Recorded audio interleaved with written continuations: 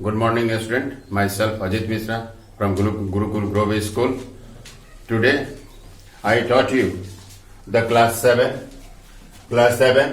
geography, first lesson, our environment. सबसे पहले हम जानेंगे कि इन्वायरमेंट किसे कहते हैं।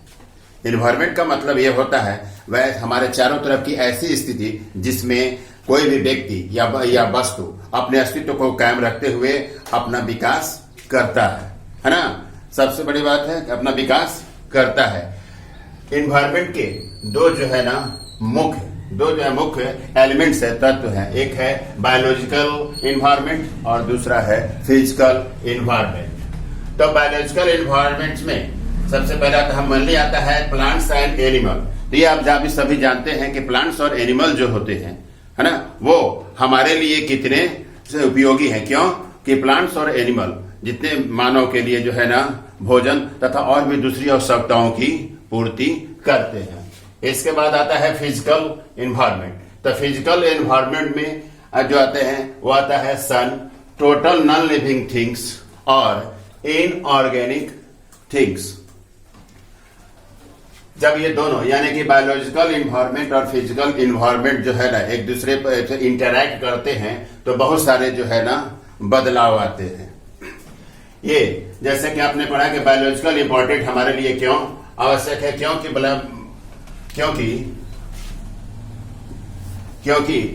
बायोलॉजिकल इन्वायरमेंट में जो मुख्य इंपॉर्टेंट तत्व आते हैं वो आता है प्लांट्स और एनिमल्स। कोई भी चीज हमारे लिए भोजन तथा दूसरे आवश्यक जो वस्तुएं हैं वो सभी पूरी करते हैं कौन, तो प्लांट्स एंड एनिमल्स। और दूसरा ये फिजिकल इन्वायरमेंट जो है किसी इंसान के अस्तित्व के लिए बहुत ही आवश्यक है। It is very essential for the existence of human being on the earth. ये आप जानते हैं कि सभी जगह है ना इन्वायरमेंट जो है ना एक समान नहीं है। It vary from place to place. जैसे आपने पढ़ा होगा कि क्लाइमेट एक स्थान से दूसरे स्थान पर जाने पर जो है ना बदल जाता है, इन्वायरमेंट भी एक स्थान से दूसरे स्थान पर जाने पर बदलता है। इसीलिए कोई ऐसा प्लेस होता है, कोई लैंड ऐसा होता है जहां पर किसी खास क्रॉप के लिए जो है ना फेवरेबल होता है, उपयुक्त होता है। उसी प्रकार बहुत सारे जो है ना ऐसे स्थान होते हैं जो इंसान ह्यूमन बींग्स के रहने के लिए जो है ना उपयुक्त होते हैं। मान लीजिए अगर इंसान है तो वो जितना उसके लिए प्लेस एरिया जितना कंफर्टेबल है उतना डेजर्ट नहीं है। क्योंकि आप जानते हो कि डेजर्ट एरिया में जो है ना बहुत सारी जो है परेशानियां होती है। सबसे पहले इंसान जो है फैमिली में जन्म लेता है। इसके बाद जब वो बड़ा होता है तो अपने आसपास के इलाकों में घूमता है। इसके बाद वो जो है अपने नेचुरल इन्वायरमेंट के बारे में समझता है कि यहाँ की मिट्टी कैसी है, यहाँ की जलवायु कैसी है, यहाँ का एयर कैसा है, लैंड कैसा है ना, ताकि जो है ना अपना वो डेवलपमेंट उसी के अनुसार वो कर सके। क्योंकि इंसान जो है कि उसका जो नेचुरल जो इन्वायरमेंट है उसके आसपास जो भी बनता है उसके नीड को पूरा करने के लिए ही बनता है। लेकिन इसमें कुछ अपवाद है, कुछ क्रिटिकल टर्म्स है कि हम लोग क्या करते हैं अपने एस्पिरेशन को सेटिस्फाई करने के लिए हम इन्वायरमेंट का दोहन करते हैं आवश्यकता से अधिक। जैसे इसके मान लो अगर इसकी जनरेट करने की क्षमता अगर 1 में अगर 2 है, हम उसका प्रयास करते हैं कि हम अधिकतम 2 से अधिक हो जाए। आजकल बहुत सारे प्रगतिशील जो नेशन है वो जो है अपनी आवश्यकताओं की पूर्ति है। हालांकि हम जानते हैं कि जितना वो जनरेट करते हैं उस क्षमता से अधिक उसका वो उपयोग करना चाहते हैं। इसलिए इसका जो है ना बुरा प्रभाव भी पड़ता है।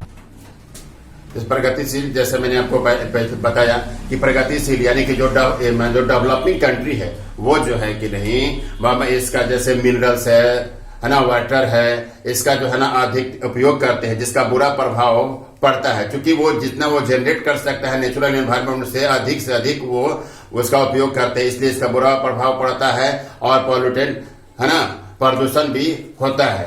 जैसे आप जब इसके पहले इन्वायरमेंट के जो है ना कई तत्व होते हैं जिसके वजह से आपका इसके कई भाग है। जैसे एटमॉस्फेयर है, लिथोस्फेयर है, बायोस्फेयर है और हाइड्रोस्फेयर है। जैसा कि हम जानते हैं मेजर स्फीयर ऑफ इन्वायरमेंट पर्यावरण के मुख्य जो है क्षेत्र है। पहला है आपका एटमॉस्फेयर, दूसरा है लिथोस्फेयर, तीसरा है हाइड्रोस्फेयर और चौथा है बायोस्फेयर। एटमॉस्फेयर यानी कि वातावरण, और इसके बाद है लिथोस्फेयर यानी कि स्थल मंडल, हाइड्रोस्फेयर जल मंडल और बायोस्फेयर जीवमंडल। तो एटमॉस्फेयर में हम पढ़ते हैं एयर के बारे में, लिथोस्फेयर में जानते हैं लैंड के बारे में, और हाइड्रोस्फेयर में पढ़ते हैं वाटर के बारे में, और बायोस्फेयर उस क्षेत्र को करते हैं कंटेक्ट जोन को जहां पर जीवन जो है ना अस्तित्व में रहता है, यानी कि लाइफ को कंसिस्ट करता है, एग्जिस्ट जहां पर करता है, उसी को हम लोग बायोस्फेयर कहते हैं। अब हम लोग पढ़ेंगे एटमॉस्फेयर के बारे में। जैसा कि आप सभी जानते हैं कि एटमॉस्फेयर एक थिक ग्रीन गैस का लेयर है, like a envelope on the earth, that is called environment. उसी को हम लोग पर्यावरण कहते हैं।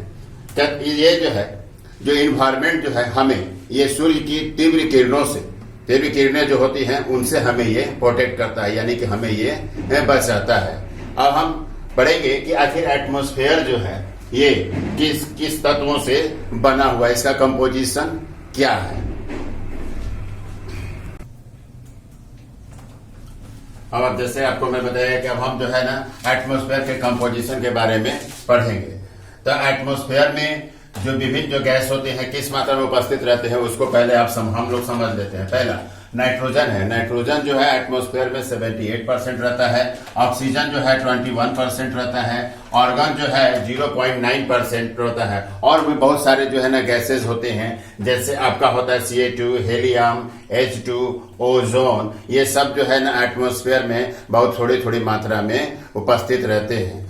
और जो जहां तक सवाल है एटमॉस्फेयर में, इसमें जो है ना एवापोरेशन का बहुत अहम रोल है एटमॉस्फेयर में। जितनी भी चीजें एवापोरेट होती हैं, चाहे वो लेक से हो, रिवर से हो, ओशन से हो, वो सब जाकर जो है ना एटमॉस्फेयर के लोअर है ना लेयर में प्रेजेंट रहते हैं। और इनके कारण यानी कि इवापोरेशन में जो भी प्रिसिपिटेशन होते हैं उसके कारण एटमॉस्फेयर में बहुत प्रभाव भी पड़ता है। और एटमॉस्फेयर के लोअर लेयर में ही डस्ट पार्टिकल और कार्बन सब मौजूद रहते हैं।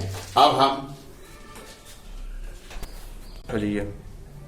जैसा कि हम लोग जानते हैं इन्वायरमेंट का जो सबसे महत्वपूर्ण, सबसे इंपॉर्टेंट जो है स्फीयर जो है वो है एटमॉस्फेयर है। विदाउट इस कंपोनेंट के हम इस अर्थ पर जो है ना लाइफ का जो है ना अनुमान नहीं कर सकते। Without atmosphere we can't survive, है ना। The human existence depend on it. अब हम पढ़ेंगे आखिर ऐसा क्यों है, क्योंकि atmosphere act as a blanket for the earth. जैसा कि आप पहले पढ़ चुके हैं कि ये जो है ना एटमॉस्फेयर यानी कि वातावरण जो है ना ये पृथ्वी को जो है ना एक चादर की तरह ढकती है। Whatever radiation from the sun's और heat is protects our earth. Second है आपका the incoming solar radiation and outgoing solar radiation from the earth affected by the atmosphere. The water vapor and carbon dioxide in lower layers absorb heat. जो atmosphere which radiate from the earth's surface and keep it warm. Due to this, during the night the heat is also absorbed. It consists of the source of carbon dioxide for photosynthesis, oxygen, respiration. जैसे कहने का मतलब इसी के कारण atmosphere के कारण ही जो है ना कार्बन डाइऑक्साइड जो है मिलता है हमें। और कार्बन डाइऑक्साइड आप जानते हैं कि प्लांट्स के लिए बहुत ही आवश्यक है, क्योंकि कहीं ना कहीं से जो है हम प्राइमरी प्लांट पर ही निर्भर करते हैं, ऑब्जर्व करते हैं। और एटमॉस्फेयर के माध्यम प्लांट जब कार्बन डाइऑक्साइड को ऑब्जर्व करते हैं तो वो क्या देते हैं, हमें ऑक्सीजन देते हैं। और जो ऑक्सीजन हमें देते हैं वो हम उसको रेस्पायर यानी कि उससे हम लोग जो है ना सर्वाइव करते हैं। हमारे सांस लेने के लिए सबसे अहम जो गैस है वो है ऑक्सीजन, और ये हमें नेचर से पौधे के थ्रू ही प्राप्त होता है। और ये सारे चीज चाहे वो ऑक्सीजन हो या कार्बन डाइऑक्साइड हो, सारे के सारे तत्व जो है कि नहीं एटमॉस्फेयर में ही मौजूद रहते हैं। As a basic component of the hydraulic cycle का ये मूलभूत तत्व है and it transport water from ocean to land. और ये जो है कि इसी के कारण ही जो है कि नहीं वाटर जो होता है सी का वो लैंड पर आता है, क्योंकि एवापोरेशन है ना। विदाउट इट देयर बिना इसके एटमॉस्फेयर के, जहां तक हम है कि बिना एटमॉस्फेयर के किसी भी प्रकार का जो है ना साउंड इस वातावरण में नहीं हो सकता है. If you want to create a sound, it means must be required the atmosphere, क्योंकि sound need a medium to transfer, है ना. साउंड को एक माध्यम की आवश्यकता होती, गमन करती है. ये सारे जो है ना गुण जो है ना मौजूद है एटमॉस्फेयर. अभी हम लोग जैसा कि आप जानते हैं इन्वायरमेंट का जो है सबसे इंपॉर्टेंट कंटेंट जो है वो है एटमॉस्फेयर. उसके बारे में हम लोगों ने अध्ययन किया और इसके बाद जब आगे जो है लिथोस्फीयर, बायोस्फीयर और हाइड्रोस्फीयर के बारे में जो है हम लोग नेक्स्ट वीडियो में पढ़ेंगे. Thank you.